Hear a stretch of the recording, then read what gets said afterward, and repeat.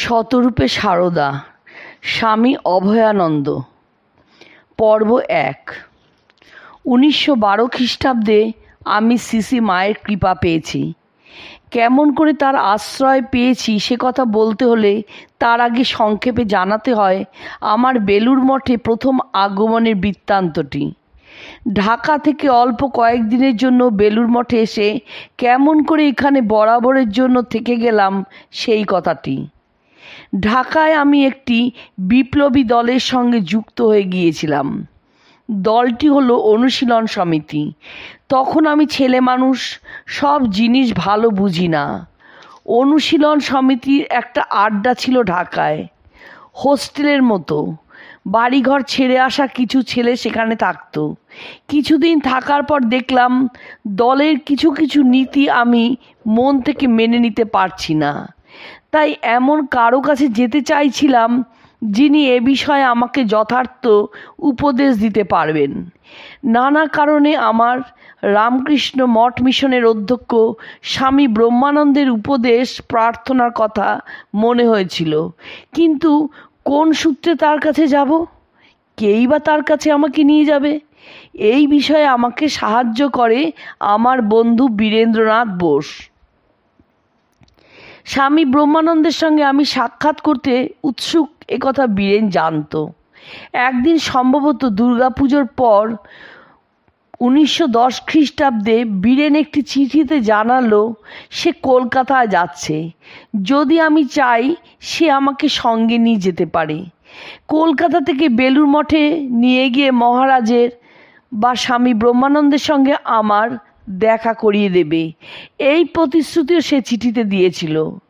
চিঠি পাওয়ার সঙ্গে সঙ্গে আমি ঢাকায় ওদের বাড়ি গেলাম। পরদিন একসঙ্গে কলকাতার পথে যাত্রা করা হলো। শিয়ালদা স্টেশনে পৌঁছানোর পর বন্ধু আমাকে নিয়ে গেল বেলুড় মঠে।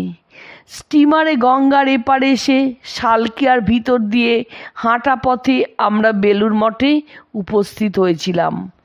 মঠে প্রথমেই দেখা হয় ব্রহ্মানন্দ মহারাজের সঙ্গে। তিনি একটি আরাম কেদারায় বসে গড়গড়ায় তামাক সেবন করছিলেন। আমরা প্রণাম করলাম। বীরেন আমার সঙ্গে পরিচয় করিয়ে দিয়ে মহারাজকে বলল, অনেক দিন থেকে আমার এই বন্ধু আপনার সঙ্গে সাক্ষাৎ করতে চাইছিল, ওর কিছু কথা আছে। সেই সঙ্গে বীরেন জিজ্ঞাসা করে নিল আমি কিছুদিন মঠে থাকতে পারি কি না। মহারাজ সম্মতি দিলেন। বীরেন কলকাতায় ফিরে গেল। বীরেনের সঙ্গে কথা রইল কিছুদিন পর ওর সঙ্গে ঢাকায় ফিরব। মাঝের সময়টুকু বেলুড় মঠে থাকব। মঠে আমার থাকার ব্যবস্থা হলো, প্রতিদিন যথাসময়ে প্রসাদ গ্রহণেরও। মহারাজ সেই সঙ্গে জানিয়ে দিলেন ঠাকুরের স্থানে কিছু কাজ ছাড়া অন্ন গ্রহণ করা অনুচিত। বাবুরাম মহারাজ বা স্বামী প্রেমানন্দ আমার জন্য যে কাজ ঠিক করে দেবেন রোজ তাই করব, পরে প্রসাদ পাব, এই স্থির হলো। স্বামী ব্রহ্মানন্দ উক্ত ভাবটি আমার মধ্যে সঞ্চারিত করে দিয়েছিলেন এবং আমিও বাবুরাম মহারাজের নির্দেশ মতো রোজ কিছু কাজ করতাম। স্বামী ব্রহ্মানন্দ আমাকে আরও বলেছিলেন রোজ তুমি আমার সঙ্গে একটু বেড়াবে। তিনি বেড়াতেন মঠবাড়ি থেকে স্বামীজির মন্দির পর্যন্ত। তখন স্বামীজির মন্দিরের শুধু নিচের অংশটুকু ছিল, উপরের অংশ তৈরি হয়নি। বেড়ানোর সময় আমাদের কথাবার্তা হতো। মনে অনেক কিছু জিজ্ঞাসা ছিল, যেমন সাধু জীবন সম্পর্কে। কিন্তু সেই সময় সবচেয়ে বড় যে প্রশ্নটি আমার মন অধিকার করে থাকতো সেটি ওই বিপ্লবী দলের নীতিগত ব্যাপার নিয়ে। সেটি এক সংকটের মতো। মহারাজকে একদিন খোলাখুলি সব বলে তার মতামত জানতে চাইলাম। স্বামী ব্রহ্মানন্দ সে সম্পর্কে যে উপদেশ দিলেন তা আমার মনে খুব দাগ কাটল। তার সস্নেহ কথাবার্তাও খুব ভালো লাগতো। এদিকে ৭ দিন হয়ে গেল, বীরেনের দেখা নেই, তার কোনো খবরও পাচ্ছি না। কিছুদিন পর একটা চিঠি পেলাম। সে লিখেছে বিশেষ প্রয়োজনে তাকে বর্ধমান যেতে হয়েছিল, সেখান থেকে কলকাতা এসে তাড়াতাড়ি ঢাকায় ফিরে যেতে হয়, যোগাযোগ করবার সময় পায়নি। আমার সঙ্গে দেখা করতে না পারার জন্য দুঃখ প্রকাশ করে সে লিখেছে আমি যেন সময় মতো ঢাকায় ফিরে যাই। আমি চিঠিখানি স্বামী ব্রহ্মানন্দকে দেখালাম। তিনি পড়ে বললেন, তাই তো, ও চলে গেছে। তা যাক না, তোমার এক বন্ধু চলে গেছে, আমরা তো অনেক বন্ধু রয়েছি। সময়ে সময়ে তিনি বলতেন, বীরেনি তোমার বন্ধু, আমরা কি বন্ধু হতে পারি না? আমার তবুও ফিরে যাবার খুব ইচ্ছা হতো। মহারাজকে জানালাম সে কথা। মহারাজ বললেন, এখনই যেতে চাইছো কেন? আর একটা মাস থাকো না, স্বামীজির জন্মতিথি আসছে, সেই উৎসব পর্যন্ত থেকে যাও। আমার তখন ফিরে যাবার ইচ্ছাটা তীব্র। যাই হোক, মহারাজ বলেছেন বলে স্বামীজির জন্মোৎসব পর্যন্ত থাকবো ভাবলাম। স্বামীজির জন্মোৎসবে খুব আনন্দ হলো।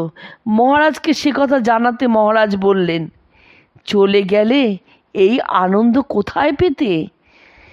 স্বামীজির জন্মোৎসব সম্পন্ন হয়ে গেলে আবার ফিরে যাওয়ার প্রসঙ্গ তুললাম।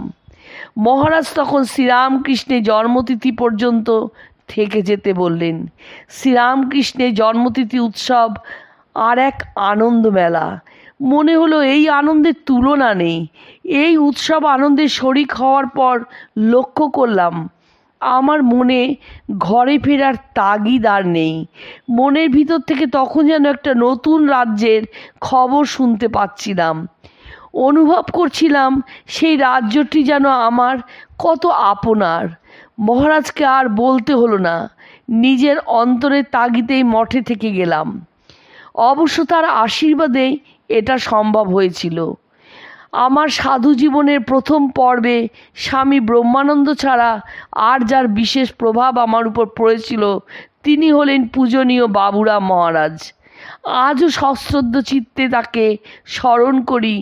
এমন প্রেমিক, দরিদ্র বৎসল, বিশেষত এমন কর্মঠ সাধু আমি দেখিনি।